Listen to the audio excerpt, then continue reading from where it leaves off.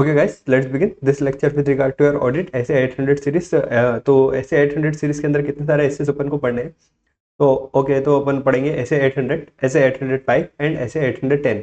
ऐसे 800 की बात करें तो special consideration audit of financial statement prepared as per special purpose framework. Okay, SA 805 की बात करें तो special consideration for audit of single financial statement elements of financial, ठीक है, audit of single financial statement elements of financial statement, ठीक है, specific elements accounts of items of financial accounts और item of financial statement, SA करके उसका नाम है। और फिर अपन ऐसे 810 की बात करें तो engagement to report on summary financial statement, ये एसएस के नाम है विथ एसएस के नंबर। तो अपन आगे बढ़ते हैं, अपन बढ़ते हैं सीधे सीधे पीडीएफ की तरफ। ऐसे 800 से शुरू करते हैं, ऐसे 810 पे खत्म कर देंगे। इसी के साथ में अपनी 800 सीरीज खत्म हो जाएगी और सारे ऐसे अपने कवर हो जाएंगे। सारे ऐसे मतलब वही 200 से लेके स्टार्ट किए थे अपन ने, तो अपन 800 पे पहुंच जाएंगे, अपने ऐसे वाला पार्ट कवर हो जाएगा। फिर अपन पढ़ेंगे क्या, एसआरई ऐसे ही एसआरएस, है ना। ठीक है सर, हम समझ गए, एसआरई ऐसे ही एसआरएस पढ़ लेंगे। और जैसे ही अपन कंप्लीट कर ले तो मतलब मान लेना 50-60-70 नंबर का, 50-60-70 नंबर मत तो बोलना, 50-60 नंबर का अपना कवर हो चुका है। ओके सर, ठीक है, हम समझ गए। तो अपन ऐसे की तरफ पढ़ते हैं। तो ओ आओ, ऐसे की तरफ आओ। ये है अपना ऐसे 800। ऐसे 800 किस बारे में है? Special consideration of audit of financial statement prepared as per special purpose framework. एक तो होता है नॉर्मल फ्रेमवर्क, है ना, मतलब जनरल पर्पस फ्रेमवर्क जिसे हम कहते हैं। जनरल पर्पस फ्रेमवर्क क्या होता है? जनरल पर्पस फ्रेमवर्क वो फ्रेमवर्क होता है जहाँ जो जो फाइनेंशियल स्टेटमेंट्स की हम ऑडिट करते हैं वो इस पर जनरल पर्पस फ्रेमवर्क बना रहता है। ठीक है, जनरली हम एक्रूअल कॉन्सेप्ट्स वाला जनरल पर्पस फ्रेमवर्क मान लेते हैं। लेकिन मान लो कि कोई अगर क्लाइंट आता है और वो अगर हमको कह दे कि आपको ऑडिट करनी है फाइनेंशियल स्टेटमेंट की, और वो हमने बनाए हैं as per special purpose framework, तो क्या हम ऑडिट कर सकते हैं? तो ऑब्वियसली हम ऑडिट कर सकते हैं। उसके लिए हमारा स्पेशली एक ऐसे बनाया है 800। कोई इश्यू वाली बात है ही नहीं। तो बेसिक से स्टार्ट करते हैं। बेसिक में क्या होता है? General purpose financial statement. General purpose का मतलब ये कि जो सारे पर्पस के लिए यूज में होता है, जनरली जो यूज होता है उसको बोल रहे हैं general purpose financial statement. Wide range of users होते हैं इसके, ठीक है, यानी कि ऑलमोस्ट सारे यूजर्स इसी के होते हैं जनरल पर्पस फाइनेंशियल स्टेटमेंट्स के। और as per general purpose financial reporting framework के हिसाब से ये बनाया जाता है। ठीक है, जनरल फाइनेंशियल रिपोर्टिंग फ्रेमवर्क के हिसाब से ये बनाए जाते हैं। क्या? जनरल पर्पस फाइनेंशियल स्टेटमेंट बनाए जाते हैं। स्पेशल पर्पस फाइनेंशियल स्टेटमेंट क्या है? जो कि स्पेसिफिक यूजर्स के लिए होते हैं और as per special financial reporting framework बनाते हैं। Okay, example of special purpose framework, examples क्या हो सकते हैं? तो cash basis accounting for creditors, जो क्रेडिटर्स होते हैं उनके लिए कैश बेसिस अकाउंटिंग की गई है, तो उस पर हम ऑडिट करके दे सकते हैं क्या? तो ऑब्वियसली दे सकते हैं, कोई प्रॉब्लम वाली बात नहीं है। फाइनेंशियल रिपोर्टिंग फ्रेमवर्क अगर कोई रेगुलेटर बोले, कोई कॉन्ट्रैक्ट बोले, तो उसके हिसाब से भी हो सकता है। ओके, कोई प्रॉब्लम नहीं है। फिर नेक्स्ट टॉपिक पे आते हैं, consideration in accepting such audit. क्या कंसिडरेशन हमको ध्यान में रखना है जब हम एक्सेप्ट करें इस ऑडिट को? कौन सी? स्पेशल पर्पस फ्रेमवर्क वाली को। तो हमें ऐसे 210 जो स्पेसिफिक यूजर्स की नीड्स है और उनके जो की फैक्टर्स है उनको ध्यान में रखते हुए हमको क्या करना पड़ेगा? ये इस ऑडिट को एक्सेप्टेंस टाइम पे हमको कंसिडर करना पड़ेगा। कौन सा ऐसे कंसिडर करना पड़ेगा? SA 210 agreeing the terms of audit engagement वाला। Okay, in audit of special purpose financial statement, ठीक है, जब ऑडिट करेंगे स्पेशल पर्पस फाइनेंशियल स्टेटमेंट की, auditor obtain understanding for purpose for which auditor obtain understanding of purpose. Auditor क्या करेगा? एक understanding obtain करेगा of purpose for which financial statement are prepared and intended users, कि किस वजह से फाइनेंशियल स्टेटमेंट प्रिपेयर्ड हो रहे हैं और इसके इंटेंडेड यूजर्स कौन है, यानी फाइनल यूजर्स कौन लोग हैं। ओके, क्योंकि जनरल पब्लिक तो इसकी यूजर्स है नहीं, क्योंकि जनरल पब्लिक अगर यूजर्स होगी तो लफड़ा पड़ जाएगा, क्योंकि ये स्पेशल पर्पस फ्रेमवर्क के हिसाब से बने ना। जनरल पर्पस फ्रेमवर्क के हिसाब से बने होते तो जनरल पब्लिक इसके लिए जनरल पब्लिक के लिए ये यूजफुल होते हैं। ये उनके लिए यूजफुल होंगे ही नहीं ये वाले फाइनेंशियल स्टेटमेंट जो एज पर एसपीएफ बने हो। ओके, नेक्स्ट टॉपिक की तरफ पढ़ते हैं, consideration in planning and performing such audit. जब हम प्लानिंग करेंगे और परफॉर्म करेंगे इस ऑडिट को, स्पेशल पर्पस फ्रेमवर्क वाले को, तो हमको क्या कंसीडर करके चलना पड़ेगा, क्या ध्यान में रखना पड़ेगा?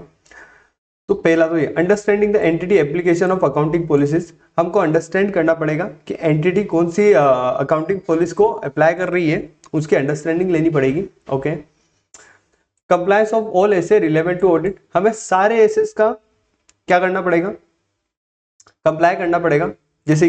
जैसे 580 रिटर्न रिप्रेजेंटेशन लेना पड़ेगा। ओके, और किसकी बात करें, ठीक है, 560 सब्सिक्वेंट इवेंट अगर कोई आता है तो उसको ध्यान में रखना पड़ेगा। और अगर बात करें 230 ऑडिट डॉक्यूमेंटेशन, ऑडिट का डॉक्यूमेंटेशन करना पड़ेगा। 210 अभी ऊपर पड़ गया agree the terms of audit engagement. 315, ठीक है, 330, ऐसे जो भी हमारे लिए रिलेवेंट है हमें उन सब का क्या करना पड़ेगा, कंप्लाई करना पड़ेगा। फिर आते हैं application of some SA audit of special purpose framework में require special consideration. Application of some SA application of same assets in audit of special purpose financial statement may require special consideration. For example, in SA 320 judgment are based on needs of intended users। ठीक है, जब SA 320 की बात करते हैं तो मतलब हमको क्या करना पड़ता है, जो इंटेंडेड यूजर्स है उनको ध्यान में रखते हुए मटेरियलिटी वाला कॉन्सेप्ट से या फिर जो भी जजमेंट हम लगाते हैं, ठीक है, वो जजमेंट लगाते हैं वो हमको इंटेंडेड यूजर्स को ध्यान में रखते हुए लगाना है। तो यहाँ पे ये बोला है कि एप्लीकेशन ऑफ सम ऐसे, मतलब कुछ एसेस हैं जो कि स्पेशल पर्पस फाइनेंशियल स्टेटमेंट के अंदर हम यूज करेंगे, उनकी जो एप्लीकेबिलिटी रखेंगे हम, उनको थोड़ा क्या है ना, बहुत मतलब उनको इसी हिसाब से रखना पड़ेगा कि हमारा स्पेशल पर्पस फ्रेमवर्क वाले जो फाइनेंशियल स्टेटमेंट है उनमें जो इंटेंडेड यूजर्स है उनका काम सही से हो पाए। ओके सर, यहाँ तक कोई इश्यू नहीं है। नेक्स्ट पढ़ते हैं, in case of special purpose financial statement management में agree with intended users on a threshold below which misstatement identify will not be corrected. जब स्पेशल पर्पस फाइनेंशियल स्टेटमेंट बनेंगे तो मैनेजमेंट क्या करेगा, जो इंटेंडेड यूजर्स हैं उनसे एक बात कर लेगा कि पर्टिकुलर लेवल ऑफ, ठीक है, particular level of miss statement तक तो हम फाइनेंशियल स्टेटमेंट को सही करेंगे, लेकिन इस लेवल से अगर कोई नीचे फाइनेंशियल स्टेटमेंट रही या फिर इस अमाउंट से नीचे कोई फाइनेंशियल स्टेटमेंट में कोई मिस स्टेटमेंट रही तो हम वो करेक्ट नहीं करेंगे। और इंटेंडेड यूजर भी बोलेंगे कि ठीक है ना यार, अगर आप 5,000 से नीचे की 5,000 से नीचे का कोई अमाउंट है, अगर आप उसको सही नहीं करते हो तो हमारे लिए तो वैसे भी कोई काम का है नहीं वो अमाउंट। ओके, हम तो वैसे भी 5,000 से ऊपर के सारे अमाउंट को आप सही करके रखना, हम तो उसी को ध्यान देंगे। तो ये तो इंटेंडेड यूजर्स और मैनेजमेंट आपस में एग्री कर लिया और ऑडिटर को ये बात बता दी। तो क्या ऑडिटर भी 5,000 से नीचे का चेक नहीं करेगा? तो नहीं, ऐसा नहीं है। इन दोनों के बीच की बात ऑडिटर की रेस्पॉन्सिबिलिटी खत्म नहीं कर देता। आओ यहां पे देखो, ये लिखा है, this does not relieve the auditor from requirement to determine materiality as per S 320। ये ऑडिटर की रेस्पॉन्सिबिलिटी खत्म नहीं कर देता है कि उसको जो ऐसे एज पर एस 320 उसको जो मटेरियलिटी निकालनी है उससे। ओके, ठीक है, मतलब मान लो कि अगर एज पर एस 320 वो मटेरियलिटी निकालने गया और उसकी मटेरियलिटी का लेवल अगर 2,000 रुपीज निकल रहा है, तो ऐसा नहीं है कि वो 5,000 पे चला जाए कि अरे यार ये मैनेजमेंट और इंटेंडेड यूजर तो आपस में 5,000 का कॉन्ट्रैक्ट करके बैठ गए, मतलब कॉन्ट्रैक्ट नहीं, डायरेक्ट बातचीत करी होगी, तो ये तो बातचीत करके 5,000 की बैठ गए, तो मैं क्यों इतना वर्क करूं? तो ऐसा नहीं है, ऑडिटर को अपना काम पूरा करना ही पड़ेगा। ओके सर, ठीक है, यहाँ तक कोई इशू नहीं है। नेक्स्ट चलते हैं, auditor report in case of special purpose financial statement. Auditor report in case of special purpose financial statement, जब स्पेशल पर्पस फाइनेंशियल स्टेटमेंट होंगे तो ऑडिटर की रिपोर्ट कैसी जाएगी? ऑडिटर की रिपोर्ट के अंदर क्या क्या होगा? Auditor report shall also describe purpose for which financial statement are prepared and intended user.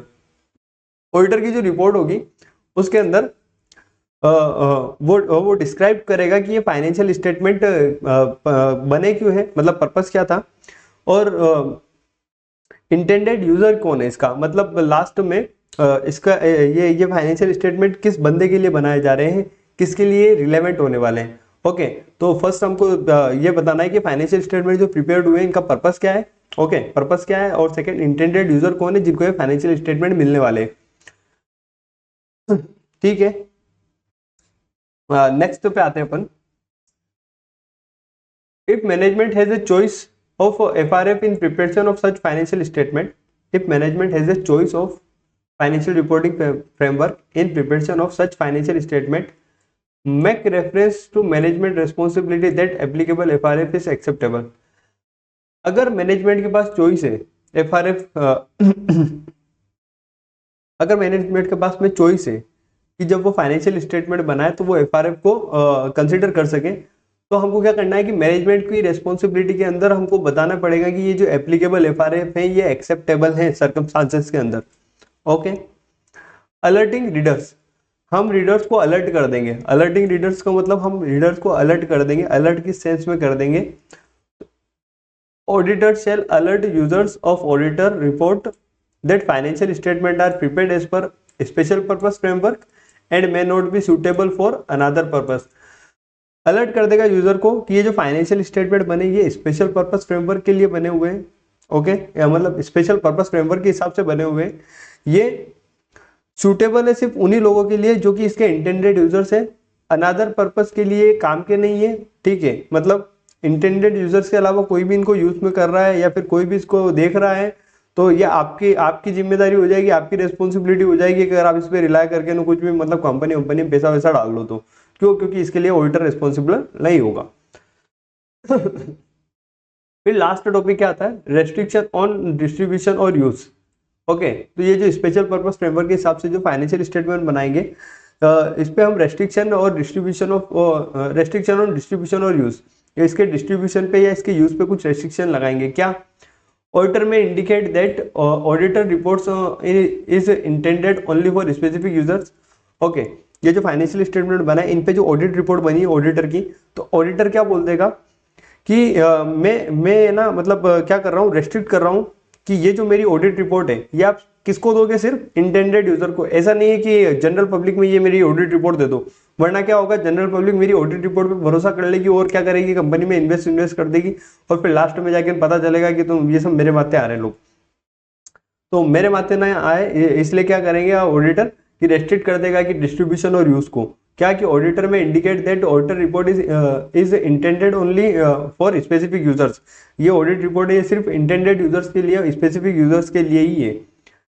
This में बी अचीव्ड बाय रेस्ट्रिक्टिंग ये कैसे अचीव करा जाएगा? दिस में be achieved by restricting distribution और यूज ऑफ ऑडिटर रिपोर्ट, कि आप इसके डिस्ट्रीब्यूशन पे और इसके यूज पे क्या करो, रेस्ट्रिक्शन लगा दो ऑडिटर रिपोर्ट में, तो ये काम हो जाएगा। इसको ऐसे अचीव किया जा सकता है। तो इसी के साथ में अपना ऐसे नंबर कौन सा खत्म हो गया? ऐसे 800। ऐसे 800 क्या था? Special consideration audit of financial statement prepared as per special purpose framework. Okay, इसी के साथ नेक्स्ट अपन आगे बढ़ते हैं ऐसे 805 की तरफ। ऐसे 805 क्या बोलता है? ऐसे 805 का अच्छा खासा बड़ा नाम है अच्छा खासा बड़ा नाम है मतलब नाम अगर याद हो जाए तो बहुत सारा काम तो नाम से हो जाएगा। Special consideration audit of single financial statement and specific element account और आइटम ऑफ फाइनेंशियल स्टेटमेंट। अब सिंगल फाइनेंशियल स्टेटमेंट क्या होता है? तो देखो, फाइनेंशियल स्टेटमेंट में मैंने आपको कल भी बताया था, मैं आपको आज वापस बताता हूँ। फाइनेंशियल स्टेटमेंट सिर्फ बैलेंस शीट को नहीं बोलते हैं या फिर सिर्फ P&L बैलेंस शीट को नहीं बोलते। फाइनेंशियल स्टेटमेंट के अंदर 5 चीजें आती है। क्या क्या आती है? Balance sheet, P&L, cash flow, statement of change in equity, notes to accounts. ये 5 चीजें मिला के फाइनेंशियल स्टेटमेंट बनता है। बहुत सारे लोगों को अभी तक नहीं पता होगा एज ए CA फाइनल के अंदर भी कि फाइनेंशियल स्टेटमेंट के अंदर आता क्या है। तो फाइनेंशियल स्टेटमेंट के अंदर ये 5 चीजें आती है। ओके, तो special consideration audit of single financial statement, मतलब ये जो 5 चीजें बताई इसमें से किसी एक चीज की ऑडिट कर रहे हो, किसी एक चीज की ऑडिट मतलब किसी कैश फ्लो की ऑडिट कर रहे हो सिर्फ, या हो सकता है किसी के P&L की ऑडिट कर रहे हो, या हो सकता है किसी के बैलेंस शीट की ऑडिट कर रहे हो सिर्फ। ठीक है, ऐसा हो सकता है। एंड स्पेसिफिक एलिमेंट, ठीक है, यानी कि एलिमेंट, अकाउंट और आइटम्स ऑफ फाइनेंशियल स्टेटमेंट। किसी भी फाइनेंशियल जो फाइनेंशियल स्टेटमेंट है उसका कोई एक पर्टिकुलर एलिमेंट पकड़ ले, कोई एक अकाउंट पकड़ ले या कोई एक आइटम पकड़ ले और सिर्फ उसी की ऑडिट कर दे, तो ऐसा भी पॉसिबल है क्या? तो ऐसा भी पॉसिबल है एज पर ऐसे 805 के हिसाब से दिस इज क्वाइट पॉसिबल।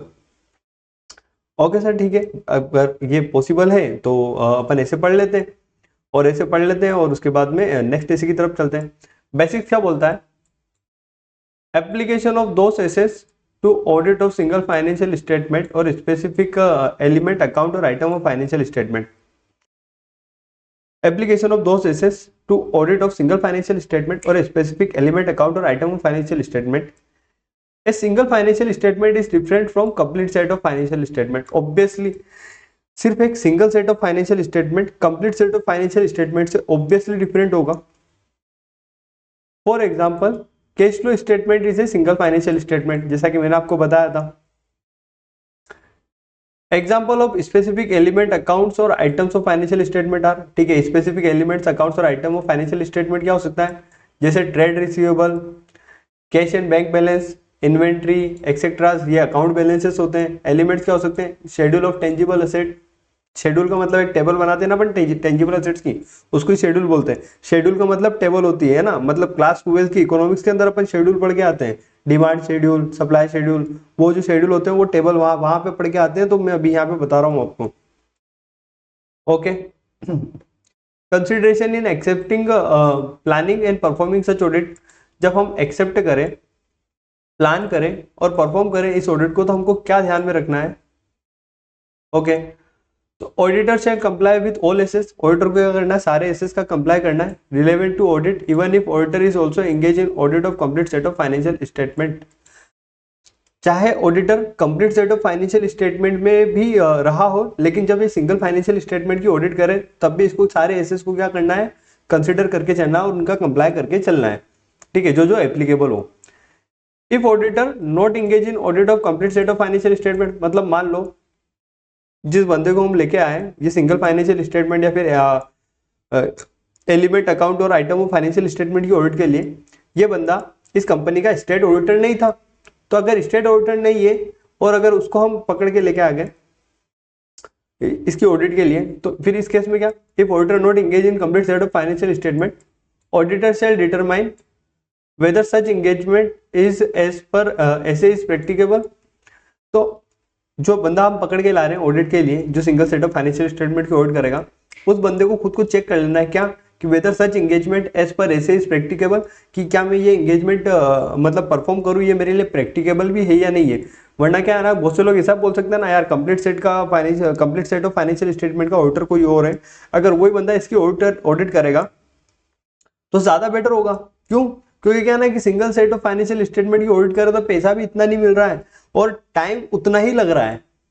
पैसा इतना नहीं मिल रहा है और टाइम उतना ही लग रहा है. ओके, मतलब एफर्ट ज्यादा लग रहे हैं और रिटर्न नहीं मिल रहा है. तो दैट्स वाई क्या करना है, दैट्स वाई क्या होता है ना कि बहुत से टाइम पे ऑडिटर्स मना कर देते हैं. ओके, ऑडिटर यानी सीए लोग मना कर देते हैं कि ठीक है सिंगल फाइनेंशियल स्टेटमेंट की नहीं करेंगे. अगर आपको रखना है तो आप हमको क्या करो, complete set of financial statement का ऑडिटर रख लो, फिर हम single set of financial statement की भी ऑडिट आपको करके दे देंगे. Okay, quite possible. It may not be practicable because auditor often does not have same understanding of entity and its environment including internal control.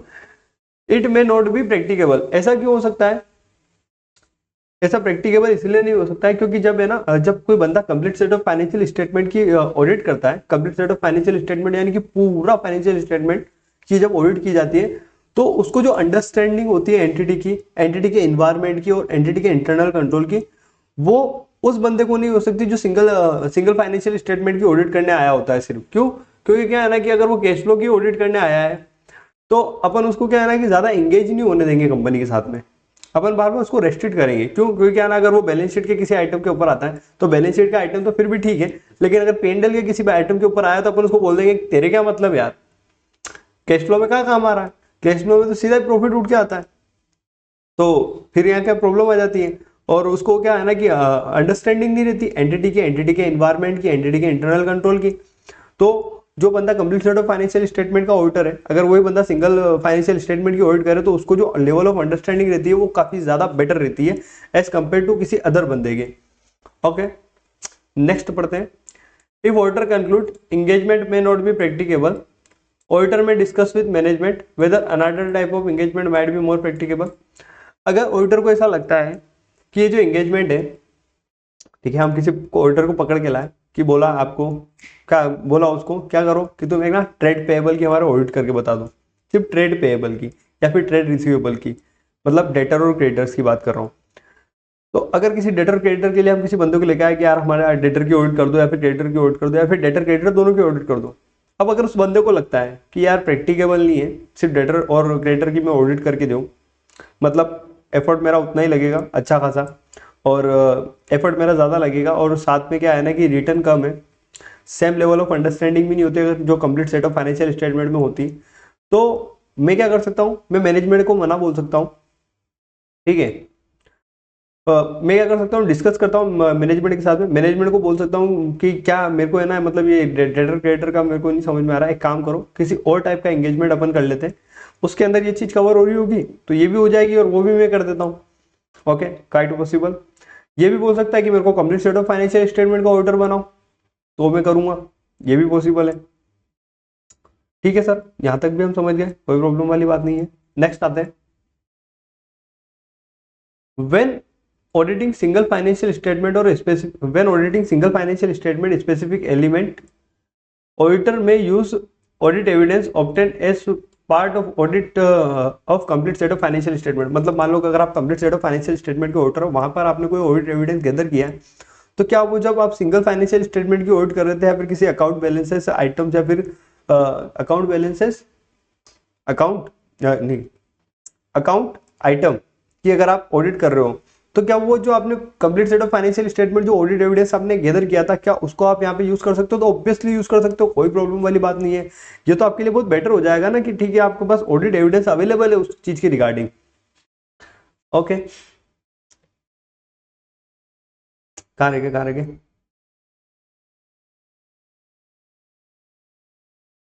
Materiality determined for single financial statement or a specific element may be lower than materiality determined for complete set of financial statement. This will affect the nature, timing, extent of audit procedure. It is quite possible कि जो materiality हम determine करें single financial statement के लिए या फिर specific elements के लिए, वो लोअर हो सकती है, यानी कि कम हो सकती है as compare to complete set of financial statement के कंपैरिजन में। क्योंकि complete set of financial statement के अंदर ज़्यादा चीज़ें होती है, ज़्यादा अमाउंट्स होता है, तो हम क्या करते हैं मटेरियलिटी थोड़ी हाई रखते हैं। But upon single financial statement की बात करें तो किसी सिंगल फाइनेंशियल स्टेटमेंट की बात करें या फिर किसी एक पर्टिकुलर एलिमेंट या फिर अकाउंट या फिर एलिमेंट अकाउंट या फिर आइटम की बात करें, तो उस केस में क्या हो सकता है कि हम मटेरियलिटी थोड़ी लो रखेंगे। ओके, फिर नेक्स्ट टॉपिक पे आते हैं, forming an opinion and reporting consideration. क्या ओपिनियन हम फॉर्म करेंगे और जो रिपोर्टिंग कंसिडरेशन होगा उसके अंदर क्या separate opinion. If auditor undertakes engagement to report on single financial statement, अगर ऑडिटर अंडरटेक करता है कि उसको वो एंगेजमेंट ले रहा है सिंगल फाइनेंशियल स्टेटमेंट का रिपोर्ट करने का, और a specific element along with engagement to complete set of financial statement. Okay, मतलब कहना ये जा रहा है कि complete set of financial statement के ऑडिटर भी आप हो, सिंगल फाइनेंशियल स्टेटमेंट के ऑडिटर भी आप हो, तो आपको क्या करना पड़ेगा, सेपरेट ओपिनियन देनी पड़ेगी। Auditor shall express separate opinion for each engagement. तो आपको है ना complete set of financial statement के लिए आपको अपनी ओपिनियन अलग से देनी पड़ेगी, सिंगल फाइनेंशियल स्टेटमेंट के लिए या फिर जो भी एलिमेंट्स है जिसकी आप ऑडिट कर रहे थे अलग से, उसके लिए आपको ओपिनियन अलग से देनी पड़ेगी अगर आप दोनों के ऑडिटर हो तो।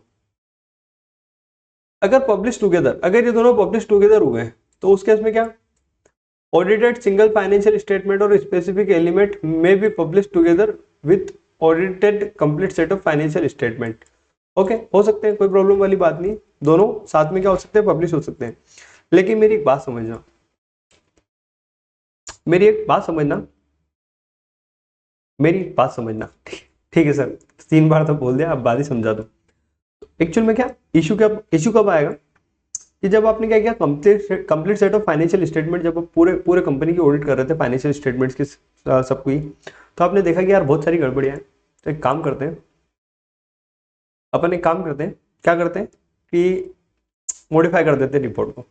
हमने रिपोर्ट को मॉडिफाई कर दिया। ओके, फिर इन्होंने बोला कि सर एक काम करो ना यार, कंप्लीट सेट की तो आप ऑडिट कर ही रहे थे, एक काम करो डेटर क्रिएटर की भी आप ही कर दो। डेटर क्रिएटर की ऑडिट करी, एकदम बिल्कुल व्यवस्थित, डेटर क्रिएटर में कोई इश्यू नहीं। तो डेटर क्रिएटर के रिगार्डिंग तो मेरी रिपोर्ट अनमोडिफाइड जाएगी, वहां पे तो कोई इश्यू नहीं है, वहां पे तो क्लीन शीट दे देंगे अपन कि डेटर और क्रिएटर तो एकदम बराबर है। But complete set of financial statement का बराबर नहीं है, तो वहां पे हमने मॉडिफाई कर दी रिपोर्ट।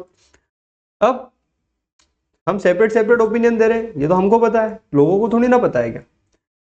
मैं बोल रहा हूँ complete set of financial statement, मैंने बोल रहा है मॉडिफाई, इस पे बोला मैंने अनमोडिफाई, तो कंपनी वाले क्या करेंगे, दोनों को पब्लिश टुगेदर करेंगे और ये अनमोडिफाई को हाईलाइट करके दिखाएंगे। क्या बोलेंगे कि ऑडिटर ने तो अनमोडिफाइड रिपोर्ट दी है, मतलब क्लीन रिपोर्ट दी है, ऐसा क्वाइट पॉसिबल। उसके लिए आगे दे रखा है, देखते हैं आगे क्या दे रखा है। Auditor report on complete set of financial statement content modified opinion. अगर जब मॉडिफाइड ओपिनियन हो तो उस केस में क्या होगा, auditor shall determine effect this on auditor report on single financial statement.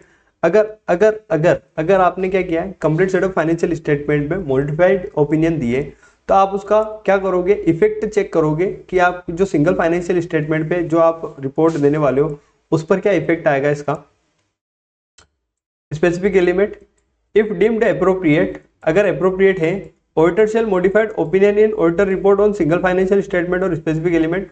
और अगर अप्रोप्रिएट लगता है आपको कि नहीं, आपने complete set of financial statement में मॉडिफाइड दिए और आपको क्या लगता है कि नहीं ये जो कैश फ्लो है उधर भी गलत था इसीलिए तो मैंने मॉडिफाई दिया था, और इधर भी तो खाली कैश फ्लो की करवा रहे हैं, तो ये कैश फ्लो तो इधर भी गलत ही है ना, तो फिर आप इधर भी मॉडिफाई कर दो, अप्रोप्रिएट है तो।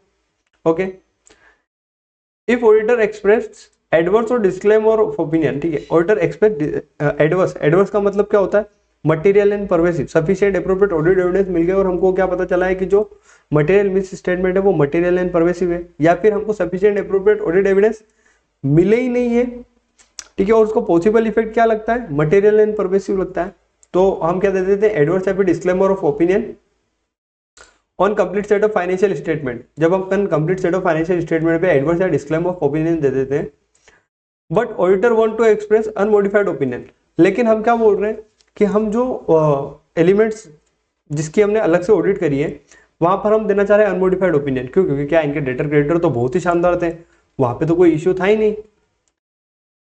On A specific element of financial statement auditor shall do not only, auditor shall do only if, तो ऑडिटर क्या ये कर सकता है क्या कि उधर एडवर्स या फिर डिस्क्लेमर ऑफ ओपिनियन दे दो और इधर नीचे क्लीन रिपोर्ट दे दे, यानी अनमोडिफाइड रिपोर्ट दे दो, ऐसा पॉसिबल है, तो ऐसा पॉसिबल है, लेकिन ये सिर्फ कर सकता है तभी, कब कर सकता है, कुछ 3-4 बातें हैं,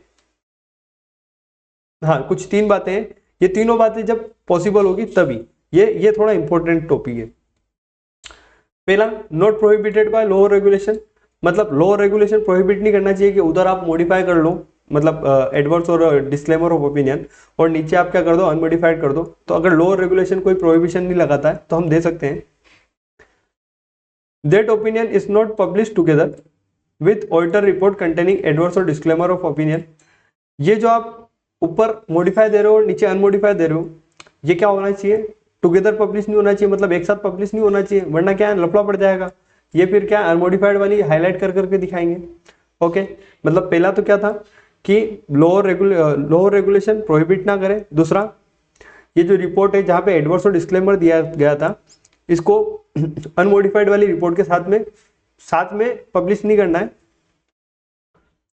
okay, and specific element not constitute major portion of complete set of financial statement, जो स्पेसिफिक एलिमेंट जिसकी आपने ऑडिट करी है वो complete set of financial statement के अंदर एक मेजर पोर्शन नहीं कवर करना चाहिए, मतलब छोटा मोटा आइटम होगा चलेगा, लेकिन मेजर पोर्शन अगर कवर करता होगा तो मेजर पोर्शन में तो फिर हम कह रहे हैं खुद ही क्या कि मटेरियल एंड परवेसिव है, यानी उसका इफेक्ट सब हर जगह होगा, तो फिर मेजर पोर्शन भी कवर हो गया होगा, तो फिर मेजर पोर्शन तो खराब हो गया होगा इस हिसाब से, इसलिए क्या है ना कि वो मेजर पोर्शन कवर नहीं करना चाहिए। ओके, तो ये 3 बातें आपको ध्यान में रखनी है, अगर ये 3 बातें ध्यान में हो सकती है तो फिर क्या कर सकते हो, ऊपर अपन मॉडिफाई कर देंगे, नीचे अनमोडिफाइड रख देंगे।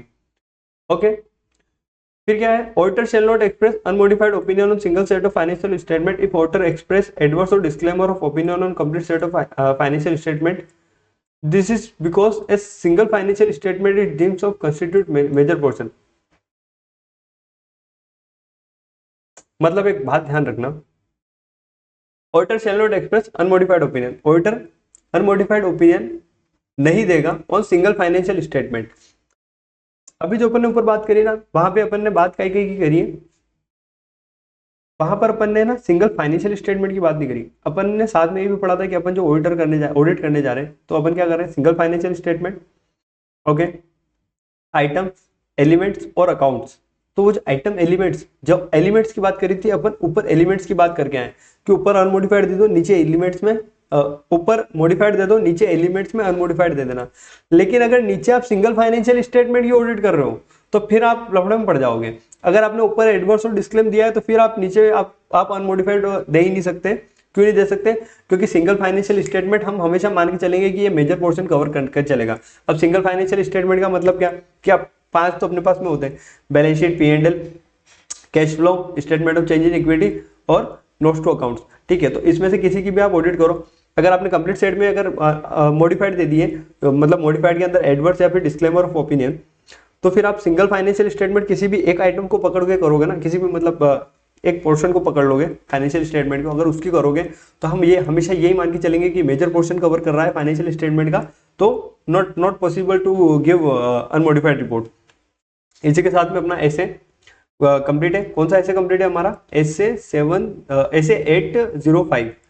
ओके, नेक्स्ट ऐसे की तरफ पढ़ते हैं। Engagement to report on summary financial statement. Okay, तो आपके यहाँ पे स्क्रीन पे सही दिख रहा होगा, मैं सेट कर देता हूँ।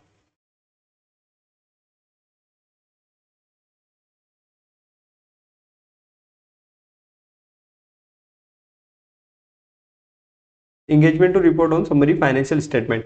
ओके, तो अपन चलेंगे अब नेक्स्ट ऐसे ऐसे 810 की तरफ। Engagement to report on summary financial statement. Okay, engagement to report on summary financial statement अपन ट्राई करेंगे कि ये 15-20 मिनट में अपना कवर हो जाए। तो जैसे अगर ये कवर होता है तो क्या है ना कि कवर होने से क्या हो जाएगा कि अपना ये बहुत ही सही साइड बैठ जाएगा। सही साइड क्या बैठ जाएगा कि देखो प्रॉब्लमेटिक सिचुएशन नहीं हो जाएगी।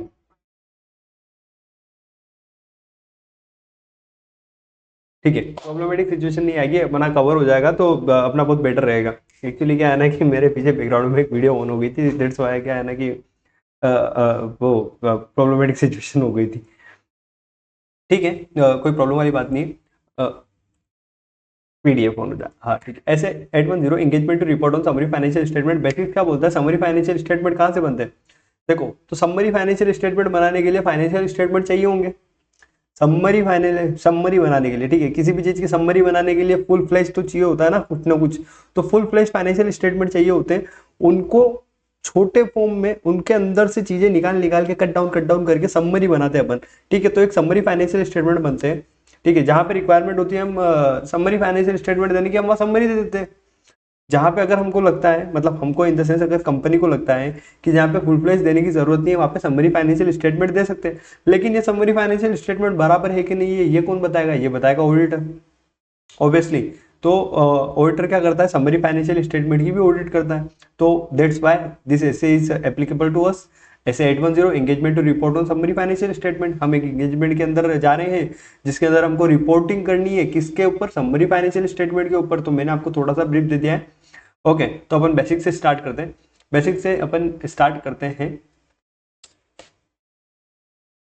ओके, बेसिक से अपन स्टार्ट करते हैं। समरी फाइनेंशियल स्टेटमेंट क्या होता है? Derived from audited full financial statement. ठीक है, derived from audited financial statement लिख सकते हैं अपन। फुल तो मैंने क्या है ना समझने के लिए लिखा। ऑडिटेड फाइनेंशियल स्टेटमेंट के अंदर से डिराइव्ड होते हैं समरी फाइनेंशियल स्टेटमेंट।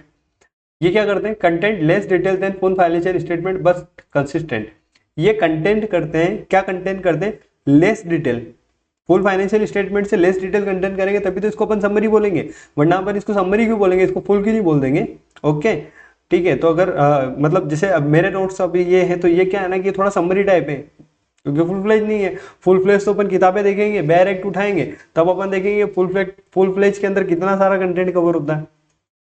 ओके, तो बट ये क्या होता है, ये कंसिस्टेंट होते हैं। उस फुल फ्लेज के फाइनेंशियल स्टेटमेंट के साथ में ये समरी फाइनेंशियल स्टेटमेंट क्या होता है? कंसिस्टेंट होते हैं, मतलब उसकी ही डिटेल्स इसके अंदर आती हैं जो कि बराबर होती है। Okay, audited bye same auditor. क्या डिफरेंट ऑडिटर ऑडिट कर सकता है क्या समरी फाइनेंशियल स्टेटमेंट की? तो कभी भी नहीं कर सकता। ठीक है, मतलब ये एक अच्छा क्वेश्चन बनता है कि ऐसे मतलब जो अपन ऊपर पढ़ के आए थे ना कि सिंगल फाइनेंशियल स्टेटमेंट का कोई और हो, इसका कोई और हो, तो ऑब्वियसली हो सकता है। ठीक है, स्पेशल पर्पस फ्रेमवर्क का कोई और हो, उसका कोई और हो सकता है। बट यहाँ पे फुल फ्लेज का कोई और हो, समरी का कोई और हो, क्या पॉसिबल है? Not possible. एंगेजमेंट एक्सेप्टेंस, जब भी हम इस एंगेजमेंट को एक्सेप्ट करने जाएंगे तब हमें कुछ बातें देखनी पड़ेगी। तो पहले तो क्या लिखा हुआ एंगेजमेंट एक्सेप्टेंस के अंदर अपन पढ़ते हैं। Auditor shall ordinarily accept engagement to report on summary financial statement. Ordinarily क्या करेगा, वो एक्सेप्ट कर लेगा। Only where auditor has been engaged to conduct audit of financial statement from which summary financial statement derived. Auditor हमेशा क्या करेगा, summary financial statement की engagement को एक्सेप्ट कर लेगा, लेकिन लेकिन लेकिन उसको एक बात ध्यान में रखनी पड़ेगी कि जब भी वो समरी फाइनेंशियल स्टेटमेंट की ऑडिट को एक्सेप्ट करे तब उसको ये बात ध्यान में रखनी पड़ेगी कि फुल फ्लेज का भी ये ऑडिटर था कि नहीं था। अगर फुल फ्लेज का ऑडिटर ये भाई नहीं था तो फिर ये समरी फाइनेंशियल स्टेटमेंट की ऑडिट कर कैसे सकता है। ठीक है, ऊपर ये रामायण मैंने अभी जस्ट बताया आपको, ठीक है, और वापस मैं गाऊं तो अच्छा भी नहीं लगेगा। ओके सर, ठीक है, हम समझ गए। Before accepting engagement to report on summary financial statement, auditor shall, जब भी आप एक्सेप्ट करो एंगेजमेंट की रिपोर्ट करना समरी फाइनेंशियल स्टेटमेंट को, तो आपको क्या करना पड़ेगा, पहले आपको दो तीन चीजें देखनी पड़ेगी। क्या, एक तो अप्लाइड क्राइटेरिया देखना पड़ेगा, मैनेजमेंट की रिस्पॉन्सिबिलिटी देखनी पड़ेगी, और ओपिनियन कौन सा देना है ये आपको देखना पड़ेगा। तो अप्लाइड क्राइटेरिया के अंदर क्या देखना है, determine whether applied criteria are acceptable. जो भी अप्लाइड क्राइटेरिया लगने वाले हैं समरी फाइनेंशियल स्टेटमेंट के अंदर वो क्या बराबर तो है, एक्सेप्टेबल तो है। अब ये कैसे देखेंगे, criteria applied by management in preparation of summary financial statement. आपको ये देखना है कि जो क्राइटेरिया इन्होंने यूज किए हैं मैनेजमेंट ने preparation of summary financial statement के अंदर, ये बराबर है। Factors affecting determination of acceptability of applied criteria. जो फैक्टर्स है वो अफेक्ट करते हैं डिटर्मिनेशन की एक्सेप्टेबिलिटी ऑफ अप्लाइड क्राइटेरिया। क्या क्या फैक्टर्स होते हैं वो, एक तो नेचर ऑफ एंटिटी, एंटिटी का नेचर कैसा है, purpose of summary financial statement, किस पर्पस के लिए अपन समरी फाइनेंशियल स्टेटमेंट बना रहे हैं, समरी फाइनेंशियल स्टेटमेंट बना रहे हैं। Information need of intended users of summary financial statement. Information needs जो इंटेंडेड यूजर्स हो उनकी क्या इंफॉर्मेशन नीड्स है, उसके हिसाब से समरी फाइनेंशियल स्टेटमेंट बना हुआ होना चाहिए। Whether applied criteria will result in summary financial statement that are not misleading. जो अप्लाइड क्राइटेरिया है वो समरी फाइनेंशियल स्टेटमेंट को बनाने का, उसके वो अप्लाइड क्राइटेरिया ऐसा नहीं होना चाहिए कि जिसकी वजह से समरी फाइनेंशियल स्टेटमेंट क्या हो, मिसलीड हो। है ना, तो हमको ये भी देखना पड़ेगा कि अप्लाइड क्राइटेरिया ऐसा तो नहीं है कहीं। फिर लास्ट क्या है, क्राइटेरिया में ऑल्सो भी एस्टेब्लिश्ड बाय रिकॉग्नाइज्ड ऑर्गेनाइजेशन और बाय लॉ रेगुलेशन। जो क्राइटेरिया है वो कोई रिकॉग्नाइज, ठीक है, रिकॉग्नाइज ऑर्गेनाइजेशन बना है ना। जो क्राइटेरिया है वो हो सकता है कि स्टेबलाइज किसने किया हो, किसी एक रिकॉग्नाइज ऑर्गेनाइजेशन ने किया हो या किसी लॉ रेगुलेशन ने बताया। तो अगर किसी रिकॉग्नाइज ऑर्गेनाइजेशन या कोई लॉ रेगुलेशन बताता है तो उस केस के अंदर क्या करना पड़ेगा, in such case auditor may presume that such criteria are acceptable. तो कोई रिकॉग्नाइज ऑर्गेनाइजेशन बनाती है या कोई लॉ रेगुलेशन बनाता है तो उस केस में क्या ऑडिटर क्या मान के चलेगा कि ये एक्सेप्टेबल क्राइटेरिया है, इसके अंदर कोई प्रॉब्लम नहीं है एक्सेप्ट करने में। फिर मैनेजमेंट की रिस्पॉन्सिबिलिटी क्या है, तो obtain agreement of management that it is acknowledge it's responsibility. हम क्या करेंगे, एक एग्रीमेंट ले लेंगे मैनेजमेंट से, वही रिटर्न रिप्रेजेंटेशन ले लेंगे, क्या क्या क्या आप अपने एक्नॉलेज करते हो अपनी रिस्पॉन्सिबिलिटी को, किस regarding, for preparation of summary financial statement as per applied criteria. क्या आप summary financial statement as per applied criteria बना रहे हो। To make auditor financial statement available to intended users on summary financial statement without difficulty. To make audited financial statement, जिन intended users को आप summary financial statement provide करवा रहे हो, अगर वो आपसे फुल फाइनेंशियल स्टेटमेंट मांगते हो तो आप उनको ऑडिटेड फाइनेंशियल स्टेटमेंट भी प्रोवाइड करवा दोगे। Okay,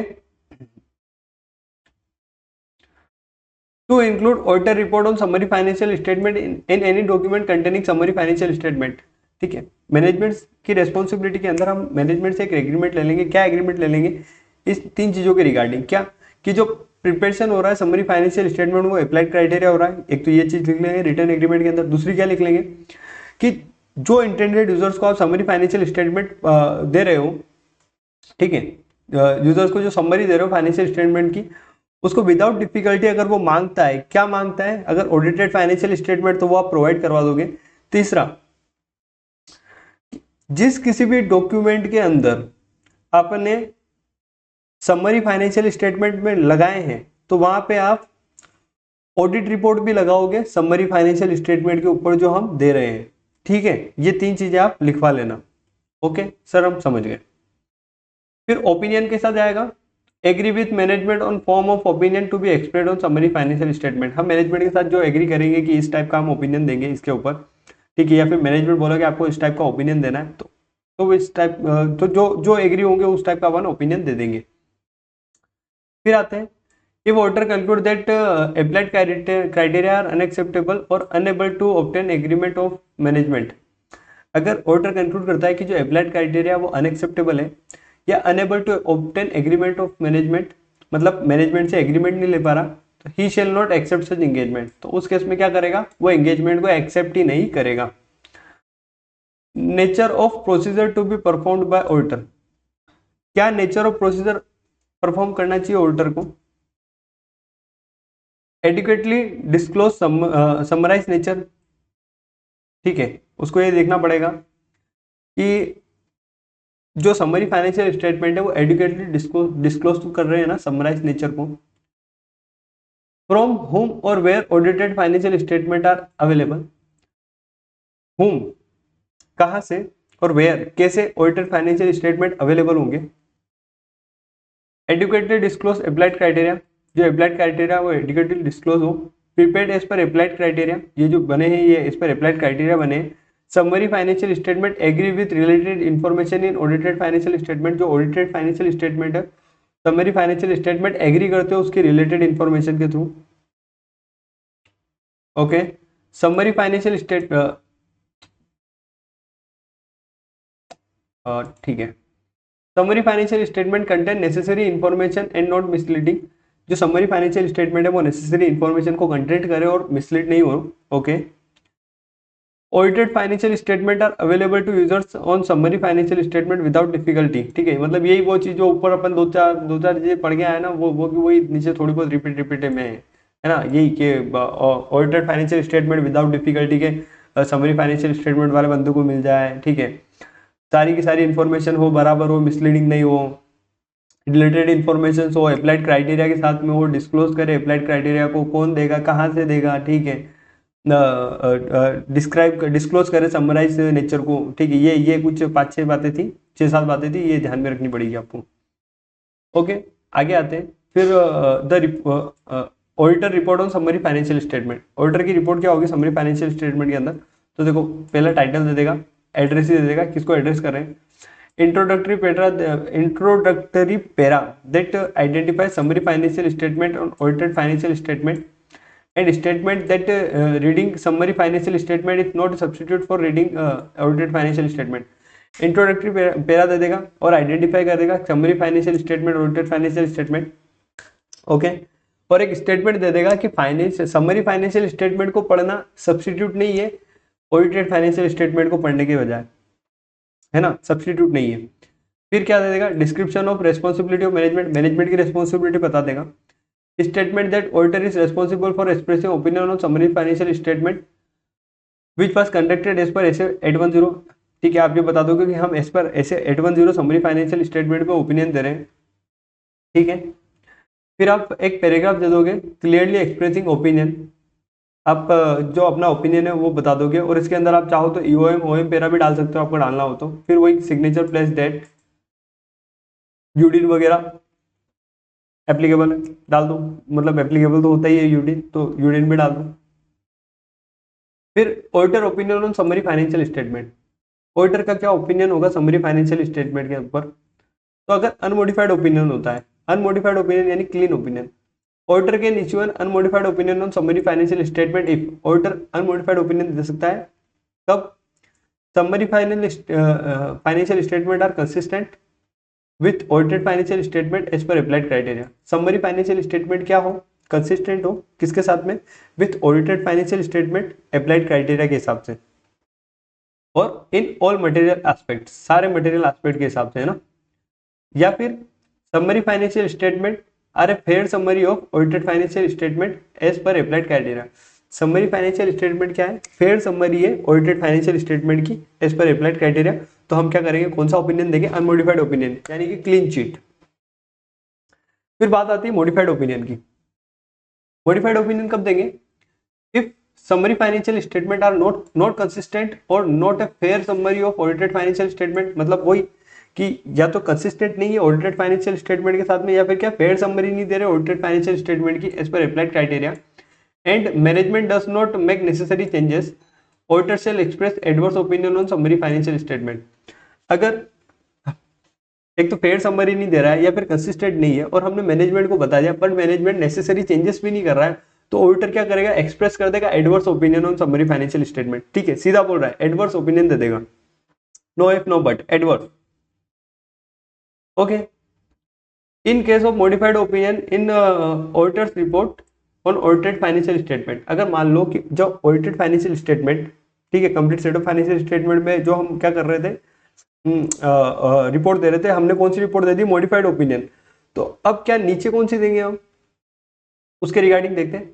qualified opinion in auditor report on audited financial statement, अगर मान लो कि ऊपर हम क्वालिफाइड ओपिनियन देके आए, तो auditor report on summary financial statement shell also containing following, ठीक है, तो उसके अंदर कुछ फॉलोइंग्स आपको कंटेंट करना पड़ेगा, क्या,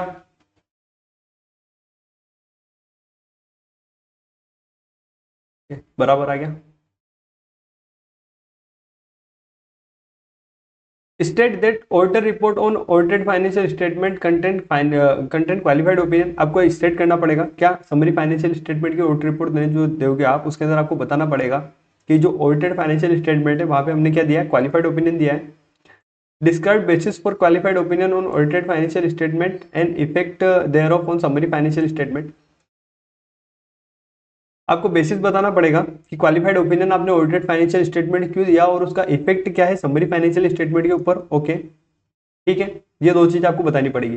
फिर सेकंड क्या है, अगर आप एडवर्स या फिर डिस्क्लेम ऑफ ओपिनियन देते हो auditor report on audited financial statement, जो ऑडिटेड फाइनेंशियल स्टेटमेंट जो ऊपर वाले आपने बनाए वहां पे आपने क्या दिया, एडवर्स दिया है, डिस्क्लेम ऑफ ओपिनियन दिया, तो फिर उस केस में आपको क्या करना है, auditor report on summary financial statement additionally, आपको एडिशनली मतलब ये ऊपर जो आपने बताया ये तो आपको बताना ही है, साथ में क्या करना है, state that auditor report on audited financial statement contain adverse or disclaimer, मतलब वही जो आपने ऊपर बताया था सेम वैसे ही आपको स्टेट करना है पहले तो, कि आपने क्या किया, एडवर्स या डिस्क्लेम दिया है। डिस्क्राइब बेसिस फॉर एडवर्स और डिस्क्लेम, आपको बेसिस बताना है कि हमने एडवर्स दिया, डिस्क्लेम दिया, तो क्यों दिया है। State that due to such opinion it is inappropriate to express opinion on summary financial statement, आपको ये बोलना पड़ेगा क्योंकि हमने एडवर्स और डिस्क्लेम दिया उसकी वजह से समरी फाइनेंशियल स्टेटमेंट पे ओपिनियन देना पॉसिबल नहीं है, प्रैक्टिकेबल नहीं है, ठीक है, it is inappropriate to express opinion on summary financial statement. Okay, फिर क्या कर रहा है, ऑडिटर एसोसिएशन, ऑडिटर एसोसिएशन मतलब ऑडिटर का नाम आप जगह जगह लिख रहे हो, जगह जगह लिख रहे हो मतलब जहां जहां पे आप समरी फाइनेंशियल स्टेटमेंट दे रहे हो वहां वहां पे आप क्या कर रहे हो, ऑडिटर का नाम भी चिपका रहे हो, ठीक है। Auditor reference in document containing audited summary financial statement without auditor report, मतलब आप मेरी बात समझना,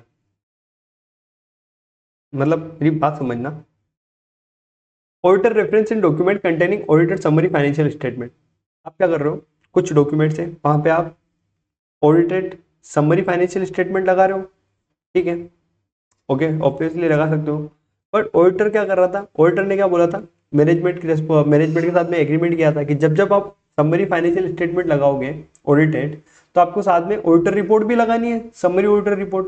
ओके, तो इन्होंने क्या किया कि ऑडिटेड फाइनेंशियल स्टेटमेंट तो लगा दिए, summary financial statement, but auditor की रिपोर्ट नहीं लगाई, तो उस केस में क्या होगा,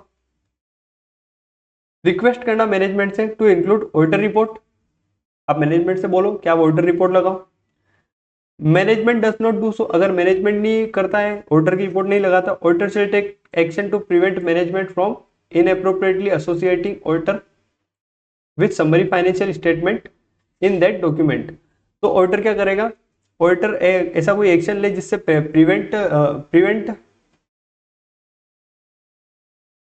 take action to prevent management from inappropriately associating, ये अपने आप को प्रिवेंट कर सके, जो कि किन से प्रिवेंट करना है, तो मैनेजमेंट जो इनअप्रोप्रिएटली एसोसिएट कर रहा है, इसका नाम मतलब इसका नाम जगह जगह बता रहा है ना कि ये देखो ये समरी फाइनेंशियल स्टेटमेंट है और ये ऑडिटेड है, समरी फाइनेंशियल स्टेटमेंट है, ये ऑडिटेड है, ठीक है, ऑडिटेड है, किससे ऑडिट करवाए, तो सर हमने ना वो अपने सीए से ऑडिट करवाया, सीए से ऑडिट करवाया, ऐसे तो बोल रहे हैं, लेकिन अब सीए बोल रहा है कि आपने ऑडिट करवाया तो मेरी ऑडिट रिपोर्ट भी तो डालो साथ में, तो बोल रहे ऑडिट रिपोर्ट नहीं डाल रहे, फिर ठीक है, तो वो बोलेंगे, फिर मतलब बात ऐसी आ जाएगी, सर हम तो वैसे भी इंडिया के अंदर है, प्रॉब्लम क्या है?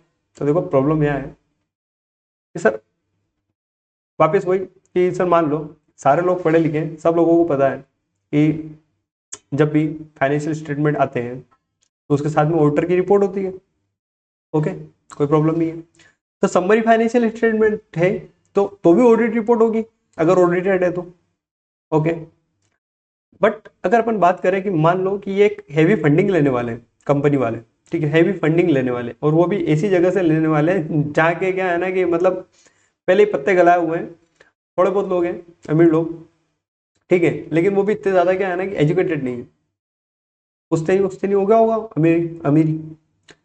मतलब मान लो कि ये अमेरिका से नहीं ले सकते, ठीक है, अमेरिका पढ़ा लिखा देश, अफ्रीका गए, ठीक है, अफ्रीका के अंदर किसी पर्टिकुलर कंट्री को उन्होंने देखा, अफ्रीका के अंदर एक पर्टिकुलर कंट्री पे गए और उस कंट्री के अंदर इन्होंने क्या किया, ऑडिटेड समरी फाइनेंशियल स्टेटमेंट दे दिए और बोला कि इसको सीए से भी ऑडिट करवा लिए। वहां के लोगों ने सीए का नाम सुना तो वो एकदम यूं हो गए, कह रहा है बाप रे बाप, मतलब समरी फाइनेंशियल स्टेटमेंट दिए, एक तो फाइनेंशियल स्टेटमेंट हमको बता रहे हो वो भी ऑडिटेड सीए के थ्रू, सीए मतलब एक रेप्यूटेड बंदा, मतलब उनके लिए तो सीए मतलब ऐसा बंदा हो जाएगा बहुत ही भारी हाई लेवल का बंदा, ठीक है, तो समझ रहे हो। अब वहां के लोगों को ये थोड़ी ना पता है कि सीए अपनी एक रिपोर्ट भी देता है और रिपोर्ट को भी पढ़ना रहता है। वहां के लोगों ने देखा है फाइनेंशियल स्टेटमेंट है, ऑडिटेड है, सीए ने ऑडिट किए है, तो बस आंखें बंद करके भरोसा कर सकते हैं इस कंपनी पे। ये कंपनी वहां से 100 200 करोड़ की फंडिंग उठा रही है, ठीक है, क्यों? क्योंकि क्या है कि वहां के लोगों को भरोसा है कि किसी सीए ने ऑडिट करी है तो सीए का नाम लिखा हुआ है, तो कोई इश्यू वाली बात नहीं है। तो ऐसा इशू जनरेट होता है, इसीलिए क्या होता है कि ऑडिटर क्या करता है, मैनेजमेंट को बोलता है कि आप एक तो पहले मेरी ऑडिट रिपोर्ट डालो, और ऑडिट रिपोर्ट नहीं डाल रहा है मैनेजमेंट, अपनी बात नहीं सुन रहा, तो हम क्या करते हैं, हम हमारा प्रिवेंट करते हैं अपने आप को कि कैसे भी करके ये ऑडिटेड फाइनेंशियल स्टेटमेंट है, यहाँ से मेरा नाम हट जाए, ताकि क्या होना, लोग बाग मिसलीड ना हो, इस वजह से मिसलीड ना हो, ठीक है, और वो अपनी फंडिंग वंडिंग ना दे दे। फिर auditor reference in document containing unaudited summary financial statement, ये तो और भयंकर वाली बात होगी। ऑडिटर रेफरेंस, ऑडिटर का अपन रेफरेंस दे रहे हैं डॉक्यूमेंट्स के अंदर, ठीक है, जिसके अंदर क्या है ना अनऑडिटेड समरी फाइनेंशियल स्टेटमेंट, मतलब इन्होंने समरी फाइनेंशियल स्टेटमेंट बनाए कंपनी वालों ने, ऑडिट नहीं करवाई इसकी, डायरेक्ट समरी फाइनेंशियल स्टेटमेंट दे रहे हैं और फिर बोल क्या रहे हैं कि ये तो ऑडिटेड है। ये तो और भारी बात है, एक तो ऑडिट नहीं करवाई और ऊपर से बोल रहे ऑडिटेड है, सीए ने ऑडिट करके दिए। Auditor shall be satisfy that, auditor क्या करेगा, सेटिस्फाई करेगा, कैसे, reference only for audited financial statement. Auditor क्या बोलेगा मैनेजमेंट को कि एक मेरी बात सुन, इतना मारूंगा इतना मारूंगा, कंफ्यूज हो जाओगे कि ऑडिटेड वाले के साथ में दे या समरी वालों के साथ में दे, ठीक है, तो कंफ्यूज नहीं करके सीधे भाषा में समझाएंगे कि देख मैंने किए ऑडिटेड फाइनेंशियल स्टेटमेंट की ऑडिट, मतलब वही फाइनेंशियल स्टेटमेंट की ऑडिट, समरी की मैंने नहीं करी है, तो फाइनेंशियल स्टेटमेंट के साथ में मेरी ऑडिट रिपोर्ट लगा और दे, मेरा नाम ले, मैं कोई इशू नहीं जनरेट कर रहा हूँ। समरी के साथ में अगर मेरा नाम लिया तो फिर तू देख, ठीक है, तो हम क्या बोलेंगे कि रेफरेंस दे, घर वाले के साथ में, बाहर वाले के साथ में नहीं। Statement does not give impression that auditor has reported on summary financial statement, बोल देना। ऐसा कोई एक्ट भी नहीं होना चाहिए, ऐसा कोई स्टेटमेंट भी मत दे देना जिसकी वजह से ऐसा लगे, ठीक है, ऐसा कोई इंप्रेशन भी नहीं जाना चाहिए कि जिसकी वजह से ऐसा लगे कि मैंने क्या किए, रिपोर्ट करिए समरी फाइनेंशियल स्टेटमेंट पे, ऐसा ऐसा मतलब ये तेरी नजरों से भी नहीं होना चाहिए। ओके, अगर ए और बी मीट नहीं होता है, अगर ऊपर में से एक या दो, दोनों में से कुछ भी नहीं हुआ, तो रिक्वेस्ट करना मैनेजमेंट टू चेंज स्टेटमेंट। आप मैनेजमेंट को रिक्वेस्ट करना साइड में ले जाके, जैसे वो शिवाजी तो बॉक्स में नहीं करता है कि जो हमारे साथ एग्री हो वो हमारे साथ में आए और जो एग्री नहीं वो ऑफिस रूम में इंतजार करे। तो आप क्या करना, पहले मैनेजमेंट को ऑफिस रूम में ले जाना, ठीक है, अकेले में, क्योंकि ऑफिस रूम में क्या है ना एकदम बिल्कुल व्यवस्थित तरीके से समझाया जा सकता है। तो रिक्वेस्ट करना मैनेजमेंट से कि चेंज करो स्टेटमेंट ऑफिस रूम में ले जाके, and not refer auditor in document, और जगह जगह नाम मत लो, ठीक है। If management does not do so auditor shall take actions, वही अगर मैनेजमेंट नहीं मान रहा है ऑफिस रूम में ले जाके चालू हो जाओ, वही तेल पिया डंडे से, तेल पिया डंडा लेना, या फिर एक काम करना, एक डंडा रखना, ग्रीस रखना, वो ग्रीस नहीं ऑयल, एक चेन लेना, लगाना, फिर मैनेजमेंट को बोलना है अब बोल नाम लगाएगा क्या मेरा, ठीक है ऐसे। और auditor shall take action to prevent management from inappropriately referring the auditor, कि आप इनएप्रोप्रिएटली रेफर मत करो मुझे हर जगह, ठीक है। तो इसी के साथ में अपना ऐसे 810 कंप्लीट है, okay. Engagement to report on summary financial statement अपन ने ऐसे 800, ऐसे 805, ऐसे 810 कंप्लीट किया है, ओके। इसी के साथ में 800 सीरीज कंप्लीट है, सारे एसएस कवर हो गए। अब अपन वही एसआरई, एसएई, एसआरएस पढ़ेंगे, ठीक है। जिस सीक्वेंस में मैं बोल रहा हूँ, standard on review engagement, standard on assurance engagement, standard on related services, जहां तक मुझे याद है 2400, 3400, 4400, एसआरई, एसएई, एसआरएस, इसी सीरीज में, ठीक है। तो वो वीडियो अच्छी लगे तो लाइक वाइक मार देना, ओके। कुछ नहीं समझ में आया कमेंट वमेंट कर देना, सब्सक्राइब मार लेना अगर अच्छा लगे तो, ठीक है। नहीं लगे तो एक दो डिसलाइक भी मार देना, ताकि पता चले कि ठीक है थोड़ा और कंटेंट को अपने को क्लियर करना है, मतलब बोलने में, ओके। तो इसी के साथ में अपना ऐसे कंप्लीट है, मिलते हैं नेक्स्ट लेक्चर में, ओके। तब तक ट्राई करना कि स्टडी अच्छे से करते रहो, और मैं क्वेश्चन नहीं करवा रहा हूँ, बट इसका मतलब ये नहीं कि आप नहीं करो, आपको क्वेश्चंस करने हैं, ओके। मिलते हैं नेक्स्ट लेक्चर में।